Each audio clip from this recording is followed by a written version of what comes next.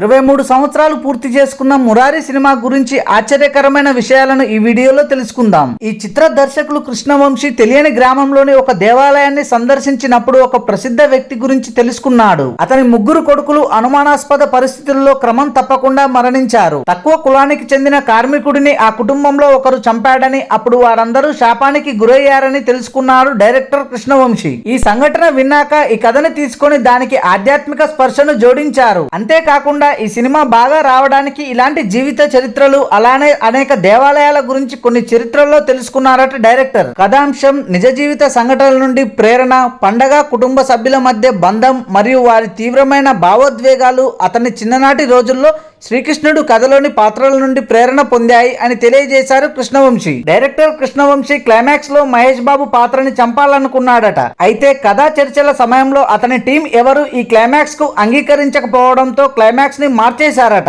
5 కోట్ల బడ్జెట్ తో తెరకెక్కిన మురారి సినిమా బ్లాక్ బస్టర్ గా నిలిచింది. హైదరాబాద్ లోని ప్రసిద్ధ ఆర్టీసీ ఎక్స్ రోడ్ లో 50 కేంద్రాల్లో 50 రోజులు, 34 కేంద్రాల్లో 100 రోజులు, సుదర్శన్ 35mm తో సహా 2 సెంటర్లలో 175 రోజులు ఆడింది. హీరోయిన్ సోనాలి బిందే మురారితో తెలుగు చిత్రసీమలోకి అడుగు పెట్టింది. అంతేకాదు జాతీయ అవార్డు గ్రహీత స్టంట్ కొరియోగ్రాఫర్ పీటర్ హెయిన్ తొలిసారిగా మురారితో టాలీవుడ్ లోకి ప్రవేశించాడు. Thanks for watching this video. For more interesting videos please do subscribe.